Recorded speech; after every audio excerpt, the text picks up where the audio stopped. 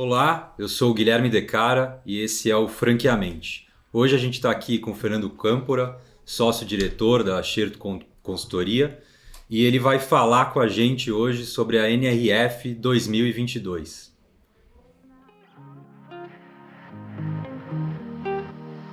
Franqueamente, um negócio feito para você.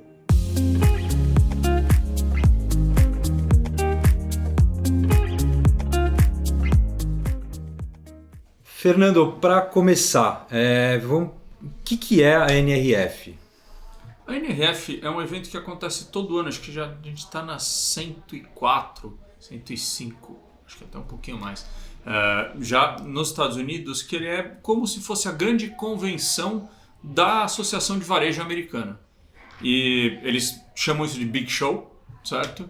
E todo ano eles fazem o quê? Se unem todos em Nova York para falar sobre tendências, sobre o que aconteceu no ano, o que tem no ano por vir. E eles sempre têm um grande congresso com palestrantes importantes, com tudo que está acontecendo no varejo americano e também uma feira gigante, uma exposição com tudo de tecnologia, novos métodos, novas formas de trabalho para utilizar no varejo. Então tem um lado de trazer conhecimento e um lado de trazer ferramenta para quem é do varejo, certo? E assim, historicamente isso é sempre feito em Nova York. Teve anos no passado onde isso foi fora, mas já há muitos anos isso é em Nova York. Acho que eu fui para lá nos últimos 14 ou 15 anos seguidos ver essa feira. E a gente teve o ano passado a primeira vez onde a feira não ocorreu em Nova York, ocorreu online. Eles até fizeram duas ao invés de fazer uma só para conseguir passar todo o conteúdo. E esse ano teve a volta dela para a vida presencial. Diferente, todo mundo de máscara, menos gente, mas, de novo, interessante com o mesmo tipo de conteúdo que a gente sempre vê nesse evento.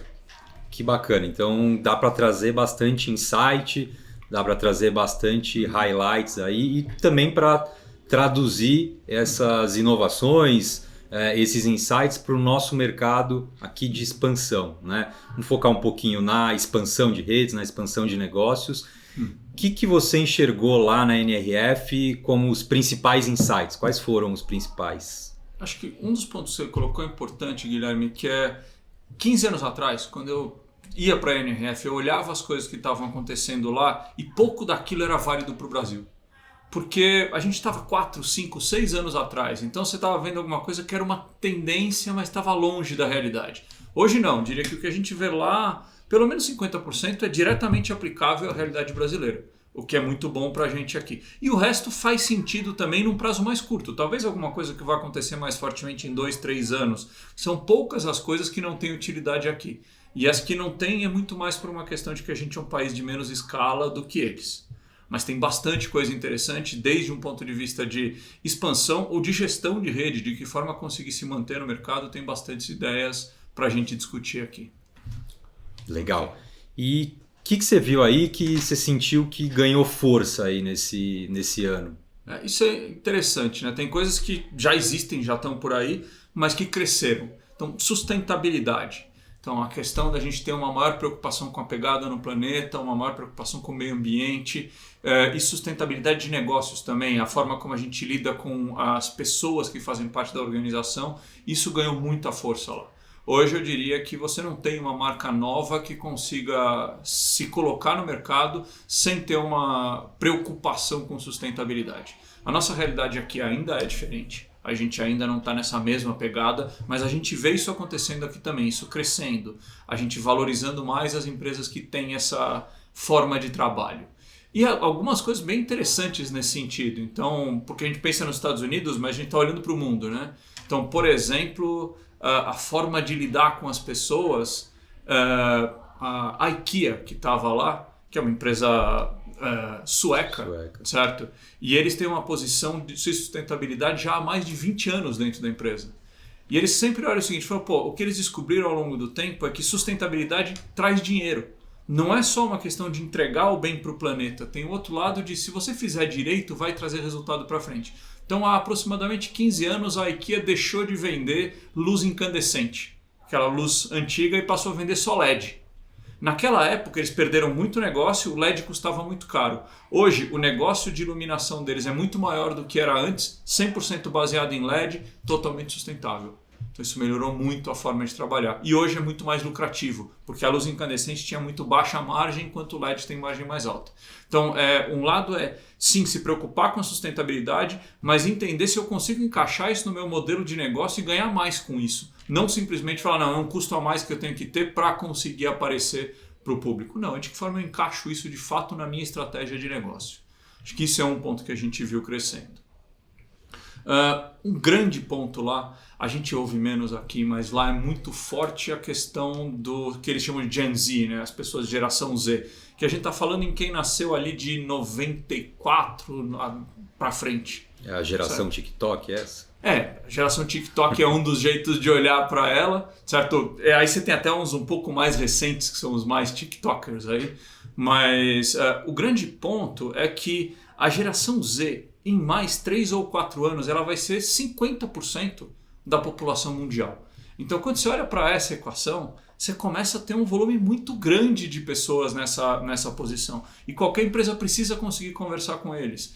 E a visão de que essa geração é muito diferente no jeito dela de pensar. Ela está muito mais focada no que ela entende como sendo real, na atitude que as marcas têm, mais do que na visão antiga só de estética ou algo desse tipo. Então, por exemplo, só para pegar um caso, você olha como eles olham para lingerie.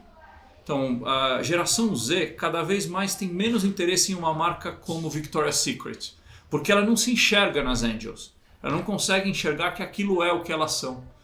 E de outro lado você vê uma marca como Parade, que é uma marca totalmente diferente, voltada para todos os tipos de pessoas. A comunicação dela faz questão de trazer tudo isso, que traz reciclagem para dentro do ponto de venda. Pô, essa é uma marca que tem a cara de geração Z. E você tem cada vez mais as pessoas... ela não só gosta da marca e usa a marca, ela usa um bottom da marca, ela compra itens da marca online ou até no metaverso, a gente vai falar um pouco mais sobre ele aqui, porque ela quer fazer parte daquilo, a atitude dessa marca está ligada ao jeito dela pensar. Então, a geração Z, ela compra menos um produto, ela está muito mais preocupada com de que forma as escolhas que ela faz ao comprar mostram quem ela é. É muito mais uma questão de identidade. E isso é uma realidade que a gente vai ver fortemente aqui no Brasil. Já acontece, com o aumento de uso de tecnologia, isso vai ganhar muito mais força, mas a gente ainda vê muito poucas empresas preocupadas com esse tipo de visão aqui. Acho que tem uma oportunidade aí para quem souber usar. Okay. E em relação a assuntos que são mais antigos, mas também fazem parte do dia a dia das empresas, de expansão, etc., como é que você viu ali em relação a equipe, né? Colaboradores, logística, finanças, são assuntos mais quadrados, mas que eu acho que também fazem parte aí do... Então, esse lado do como trabalhar o colaborador, a pessoa que trabalha, e acho que aí a gente tem que olhar isso dessa forma. Antigamente se chamava de empregado, e cada vez menos você tem que ser essa posição. Não, é uma pessoa que está ali para participar do seu ambiente de negócios, te ajudando a fazer negócio. Se ela é um empregado, se ela é um terceiro, de que forma ela interage com a organização, isso faz menos diferença. Mas o importante é cada vez mais a empresa entender que uma experiência de uma marca é o quê? É a experiência do colaborador mais a experiência do cliente criam a imagem de marca. Então, se o meu colaborador, se a pessoa que trabalha para uma empresa que defende aquela marca não estiver satisfeita, ela não vai fazer um cliente satisfeito e não vai criar uma experiência de marca que é aquela que a Gen Z está esperando. Então, quando a gente olha para isso, as empresas passaram a pensar mais nisso e antes nisso, de que forma eu vou capacitar melhor as pessoas que trabalham comigo, de que forma eu vou dar mais liberdade para que elas possam ter um pouco mais de autonomia. Aí o conceito de trabalhar de casa acabou melhorando muito a vida das pessoas nesse sentido. Então, o lado de se preocupar antes com quem trabalha na empresa, para essas pessoas garantirem que você vai ter um cliente satisfeito lá no final. E uma visão clara de que sem essa pessoa a gente não chega lá na frente. Mas tem um outro ponto aqui que é importante. Uma das grandes dificuldades do varejo americano, que a gente está sentindo aqui no Brasil também, é a falta de mão de obra. Então, não é simplesmente que eu preciso que o colaborador esteja pronto e esteja com vontade de trabalhar porque eu estou ajudando ele. Não, se eu não tiver isso, eu não tenho colaborador. certo? Tem vagas em aberto e eles não conseguem fechar essas vagas. Nós estamos falando que eles estão começando a trabalhar junto ao governo americano para abrir as leis de imigração, porque eles precisam de mais gente vindo, senão não tem gente para trabalhar. Esse é o grande ponto, é uma grande mudança. E eu vi isso acontecer aqui no Brasil no final do ano, tá? Vários clientes nossos tiveram dificuldade de contratar extras para o Natal, tá? Fiz outro dia uma palestra sobre o assunto, perguntei quem aqui não conseguiu contratar extras para o Natal. Metade da sala levantou a mão, falando, não consegui contratar a quantidade de pessoas que eu queria. Isso gera hora extra, gera estresse na equipe, diminui vendas. Por quê? Porque falta gente. Então a gente está num mundo onde existe um alto nível de desemprego aqui no Brasil, nos Estados Unidos isso já não é mais verdade, certo? Mas apesar disso, encontrar pessoas para trabalhar está cada dia mais difícil. Então eu ter uma empresa que seja legal de trabalhar, onde as pessoas queiram e se sintam parte daquele ambiente, é fundamental, porque senão eu não vou ter as pessoas trabalhando. Elas têm outras opções. E isso tem mudado muito a vida americana, de uma forma geral. Interessante. A gente volta ali na questão da identidade, da necessidade de identidade nas empresas. Exatamente. E aí, de outro lado, as empresas que são queridas têm fila de gente querendo trabalhar nelas.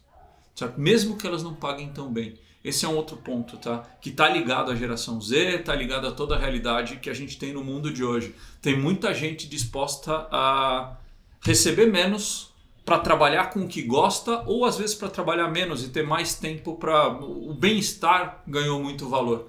Eu lembro 20 anos atrás, a gente ouvindo GE ali, o Jack Welch vindo aqui no Brasil fazer uma palestra e falando, esse negócio de bem-estar, qualidade de vida, eu não entendo muito isso não.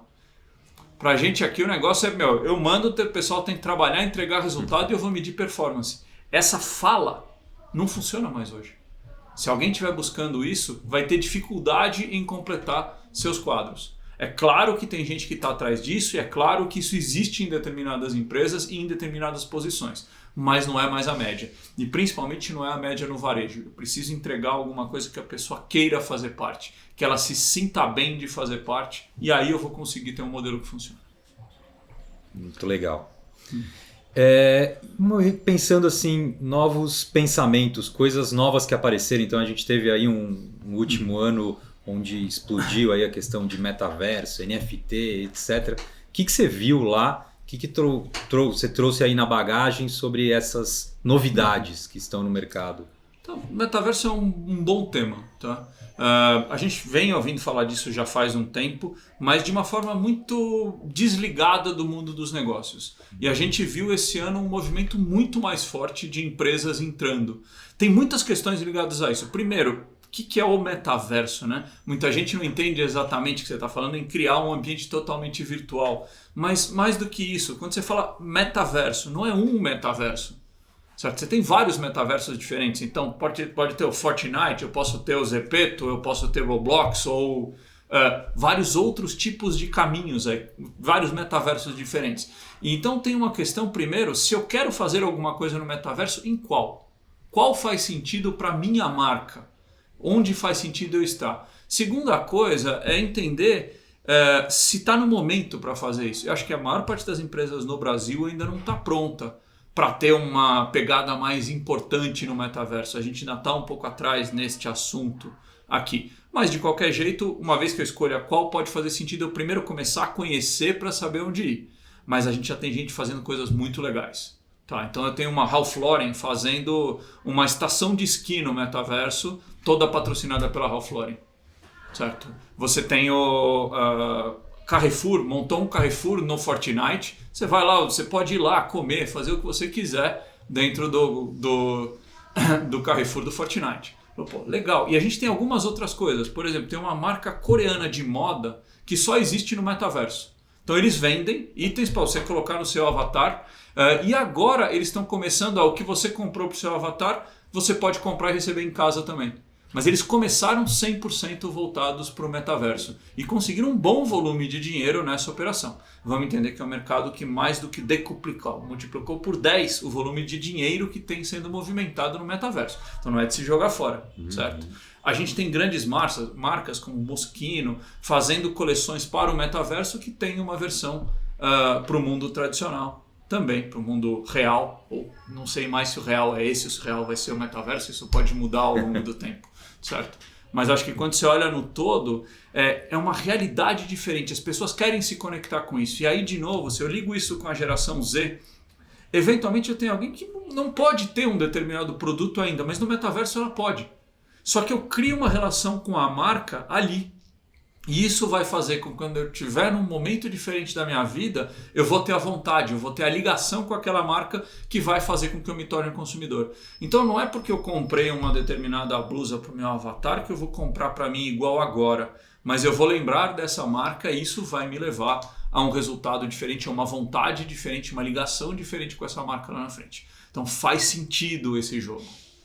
Já quando a gente olha para NFTs, tá, os Non-Fungible Tokens, aí, outro conceito complexo, mas que tem uma visão interessante. Tá? No fundo, a gente está falando em um item que existe só de forma virtual, mas que ele é único, certo? Via blockchain você tem certeza que ele não existe, não pode ser copiado, ele só existe como real ou como oficial aquele determinado item. E uma característica muito forte das novas gerações, e aí nós estamos falando desde geração Y, tá? A gente está falando em uma geração que gosta da ideia de ter algo que é escasso, certo? A escassez, tem algo que não é fácil de ter e eu consigo ter. Então os NFTs levam um pouco isso. Então a Clinique, por exemplo, fez um trabalho em que algumas 10 pessoas iam receber um NFT da Clinique para tá lá, para tê-lo no metaverso. Legal, isso criou um buzz imenso em cima dessa operação. Por quê? Porque as pessoas queriam ter aquilo, só 10 pessoas vão conseguir ter aquele item. Então as pessoas que gostam da marca têm uma vontade de ter aquilo que é escasso.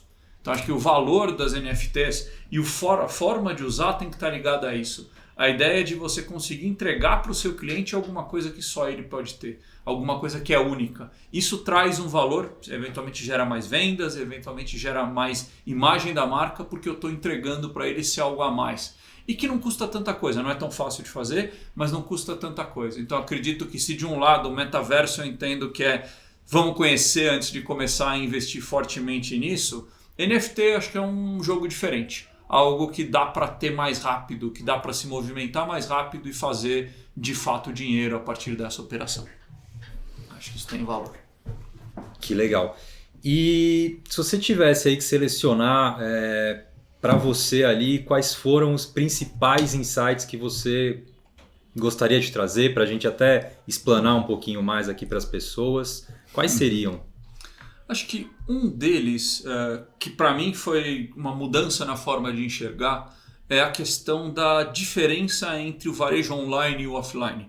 A gente já passou pelas discussões de o offline vai morrer, o brick and mortar não existe mais, as lojas vão acabar. Acho que hoje tem uma grande visão de que não é assim. Certo? As coisas vão continuar existindo, as lojas físicas vão continuar existindo e provavelmente fazendo a maior parte das vendas ainda por muito tempo, certo? O online vai crescer, mas acho que o principal ponto é que quando a gente pensava, e até o último ano, a visão era de que eu tenho que garantir que a minha experiência online e a minha experiência offline estejam altamente conectadas. Então que a mesma coisa que eu estou fazendo online eu estou fazendo offline. E um pouco da visão aqui é que isso muda. Tá?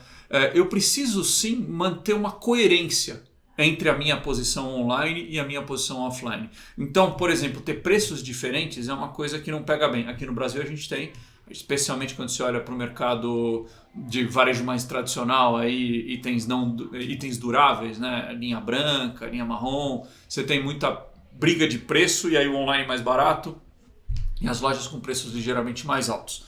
Lá não, os preços de forma geral são iguais, mas o grande ponto não é esse. O grande ponto é que o mesmo produto tem o mesmo preço nos dois canais, tudo bem.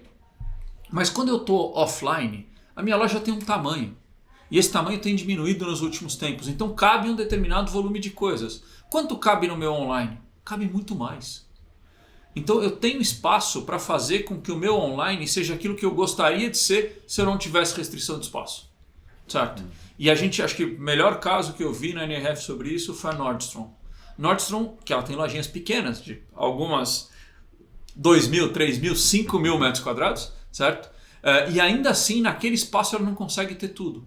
ela consegue ter um bom assortment de moda, consegue ter um volume bom de produtos de moda, mas tem muitas coisas que ela gostaria de ter, que faz sentido para o consumidor dela, mas que ela não consegue ter na loja. Pô, mas eu posso ter online. Então ela começou a se parcerizar com marcas, que são marcas que o cliente dela gosta, então tem uma coerência naquelas marcas, e ela leva essas marcas para o online dela. E está bombando, está vendendo incrivelmente produtos que ela nunca teve na loja. Bom, mas por que eu compro isso na Nordstrom? Porque eu não sou um cliente de calçados da Nordstrom, eu sou um cliente da Nordstrom. Eu tenho um jeito de ser, eu gosto daquela loja por causa de alguma coisa. Tem muitas outras coisas que eu também gosto que não tem naquela loja offline, mas pode ter online. Eu acho que esse é um jogo importante para a gente olhar aqui. E eu não estou falando em Americanas, que é um grande marketplace que tem de tudo, nem estou falando de Casas Bahia, que também aumentou seu mix, ou Magalu. Tá? Essas são grandes varejistas e está tudo certo elas terem todo tipo de produto e não estarem tão preocupadas se aquele produto está ou não coerente com o que elas são. Mas quando eu falo para uma marca de moda de classe A, o que mais aquela consumidora quer? E de que forma eu posso agregar isso no meu online sem trazer necessidade de estoque adicional? Isso é importante, a Nordstrom não está comprando esses produtos, ela está usando e vendendo esses produtos via marketplace de terceiros. Eles lá têm um modelo um pouquinho diferente daqui. Aqui, em geral, quando a gente fala em operações de marketplace, você faz a venda, mas a entrega é feita pelo próprio pelo próprio revendedor. Tá? Lá eles usam um modelo que eles chamam de dropship. Que é o quê? Quem vai entregar esse produto na casa do cliente é a Nordstrom. Mas ela só compra aquele produto depois que ela já vendeu. Ela compra, mas ela coloca na caixa dela, do jeito dela, para garantir que aquele cliente teve uma experiência Nordstrom ao receber aquele produto. E não uma experiência de um lugar qualquer, que não é aquele lugar que ele gosta, que ele ama. Então aqui acho que tem um jogo bem importante para jogar. De que jeito eu posso olhar que outras coisas eu gostaria de ter no meu mix que eu não consigo porque na loja não cabe, mas que no online cabe. E tem o segundo passo disso. Se está no online, a minha loja também pode vender, certo? Então isso nasce do online, da minha capacidade de comunicar com esse consumidor, mas o segundo ponto disso aqui é ótimo. Aviso os meus vendedores em loja que esse produto está disponível. Quando um cliente estiver lá e quiser o produto, tem uma oportunidade de vendê-lo também. Então isso aqui é uma coisa que eu acho que as marcas daqui poderiam levar para a sua operação e com isso crescer. Crescer sem aumentar a estrutura. Usando estratégias diferentes no online e no offline. Exatamente. De novo, mesmo cliente, uma coerência de comunicação, mas não preciso ter exatamente o mesmo mix. Posso ter coisas diferentes. Do mesmo jeito que pode ter alguma coisa que vende super bem no offline e que não vende no online, certo? Vamos vender pudim, certo? Provavelmente uma marca que tem isso lá na ponta não vai ter uma dificuldade de entregar do mesmo jeito, simplesmente numa operação online. Um outro ponto legal é o fato de que empresas que historicamente vendiam só através de terceiros, revendedores, passaram a ter suas linhas de atuação direto ao consumidor. Então, isso já vinha acontecendo, então você teve lá atrás, quando a Nike resolveu criar as lojas da Nike, toda uma discussão se isso era uma boa ideia ou não, uma retaliação por parte dos revendedores, e em muitos segmentos isso ficou mais comum. Só que hoje, eu diria que praticamente todas as empresas entendem que elas têm que ter uma linha de atuação direto ao consumidor. Por quê? Não é por uma questão do volume de venda que isso vai fazer. Em algumas delas isso vai ser irrelevante, mas é uma questão de o direto ao consumidor te dar acesso a essa pessoa, faz com que você entenda o que ela gosta, o que ela quer, e isso melhora a sua capacidade de desenvolver mais e melhores produtos para aquele consumidor. Acho que o caso mais icônico que eu vi na NRF foi PepsiCo. Então, nós estamos falando em salgadinho. Pô, vender salgadinho direto ao consumidor? Sim, os caras aproveitaram a pandemia, ninguém conseguia sair para fazer compras, passaram a criar um site para vender os salgadinhos deles online. Certo? E isso criou uma relação diferente com o consumidor, o cara que compra com uma determinada frequência, de algum outro jeito. O volume disso certamente vai ser pouco relevante para eles, porque eles estão em tudo quanto é ponto de venda, em todos os supermercados, mas o que está trazendo para eles de conhecimento desse consumidor é o que traz valor.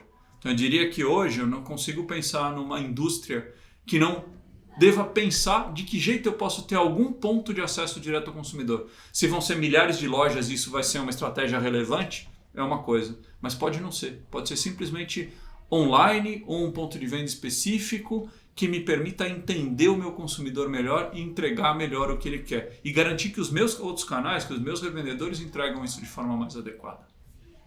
Legal, então essa proximidade do consumidor ela continua muito importante, até mais do que já foi, não é? Exatamente. E de novo, no conceito de que nada como você faturar o consumidor. Na hora que é você vendendo direto, isso muda o seu jeito de ser entendido e o jeito de entender.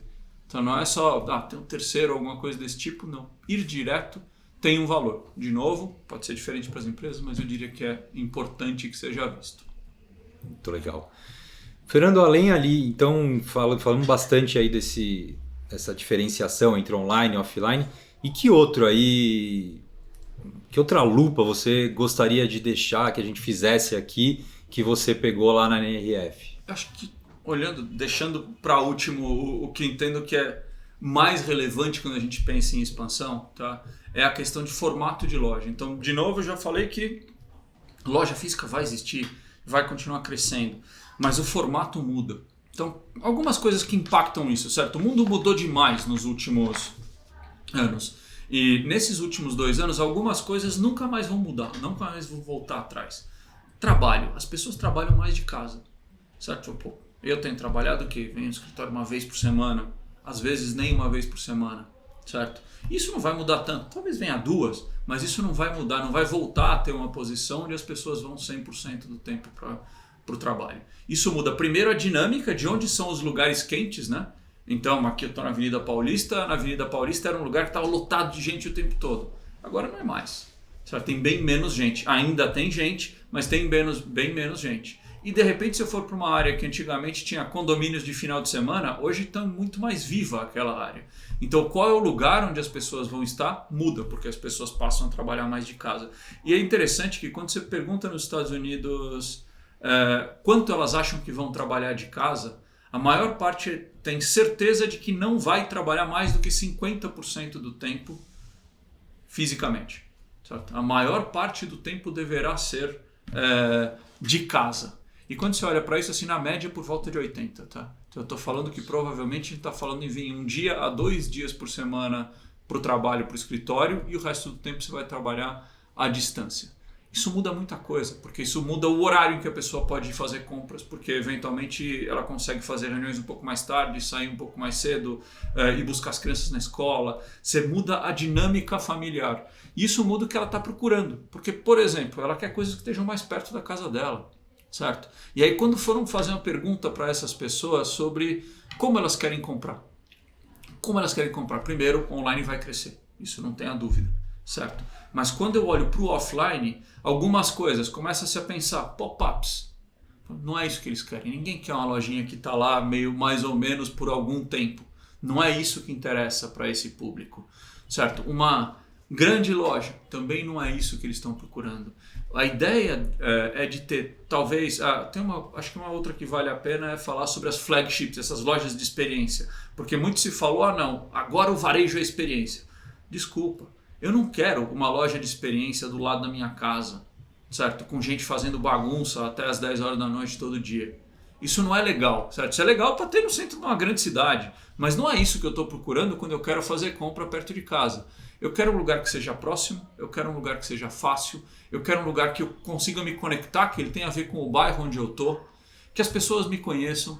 Esse tipo de coisa é mais relevante. Então, os 2 modelos que crescem nesse formato, são os dark stores. Então, você tem operações, e a gente quando pensa em dark store, pensa que você não conhece onde está a loja. Não, não é isso. Eu estou falando, é uma loja que eventualmente não é uma loja tradicional que tem um espaço enorme para você ficar lá dentro. Não, uma loja que você precisou de alguma coisa, ou você liga lá, ou você manda uma mensagem, ou você compra online, passa lá, pega e vai embora. Fácil, simples, e que pode ter uma dark store com diversas marcas dentro dela, porque isso facilita, organiza melhor a forma de entregar. Segunda coisa que eles entendem que tem valor é uma grande marca com uma loja pequena na minha área. E aí, de novo, a Nordstrom fazendo, né? Ela criou uma operação de lojas pequenas, que chamam Nordstrom Local. Ao invés daquelas lojas de milhares de metros quadrados, ele tem lojinhas pequenininhas, com um mix pequenininho, onde você pode pedir um produto da Nordstrom e receber lá. E tem alguns itens que estão lá, que são itens de consumo mais comum. Isso está bombando, está crescendo. A Target fez a mesma coisa. criando uma operação das lojas enormes e montando lojinhas menores para conseguir encaixar nos bairros. O que foi muito bom para uma cidade como Nova York, que historicamente não tinha target, eles vêm crescendo em Nova York com lojas de porte menor, certo? Então essa realidade de você ter uma operação local é interessante. E a outra coisa, vamos entender que o varejo local está sofrendo, certo? Porque as outras redes vão crescendo, ele está menos pronto para atender às novas necessidades, às novas tecnologias que são necessárias. Mas a conexão desse varejo local com uma marca é uma coisa que eu acredito fortemente. E olhando para a realidade brasileira, esse é um ponto que eu vejo muito forte. Que é o quê? Falou, pô, legal, tem um cara que está lá, que é a papelaria de bairro, e que ele está perdendo 20%, 30% do faturamento dele, e ele vai quebrar. Porque ele não consegue viver com 30% a menos de faturamento. Mas de repente eu tenho uma marca que pode encaixar com o negócio dele e trazer mais 50% de faturamento para ele. E aí eu consigo estar presente, consigo sustentar o negócio dele e juntos a gente vai mais longe. Então eu acho que a gente vai começar a ver algo diferente que parece um retorno, né? Porque as lojas eram todas multimarca.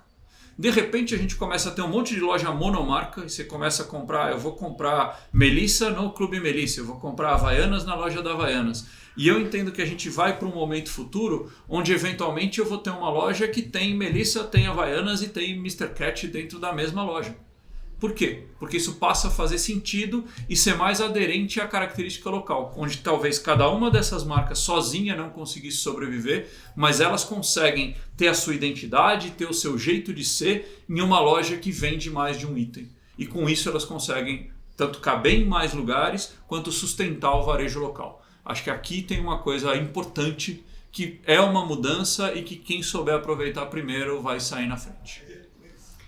E a gente consegue fazer algum link aí com o franchising, ou seja, tem oportunidades aí para as franquias exatamente nisso que você estava falando? Então, acho que em todos esses pontos isso traz alguns pontos para o franchising. Tá? Por exemplo, quando eu olho especificamente para essa questão de lojas, eu acho que tem espaço de grandes franqueadoras. Algumas coisas já estavam acontecendo, então a gente tem algumas franqueadoras que tem mais de uma marca.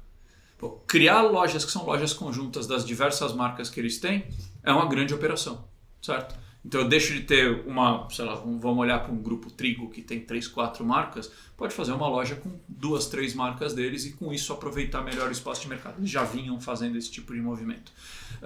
Mas isso é o primeiro passo, né? Para quem tem várias marcas. Não é o grande volume. O grande volume tem uma marca só.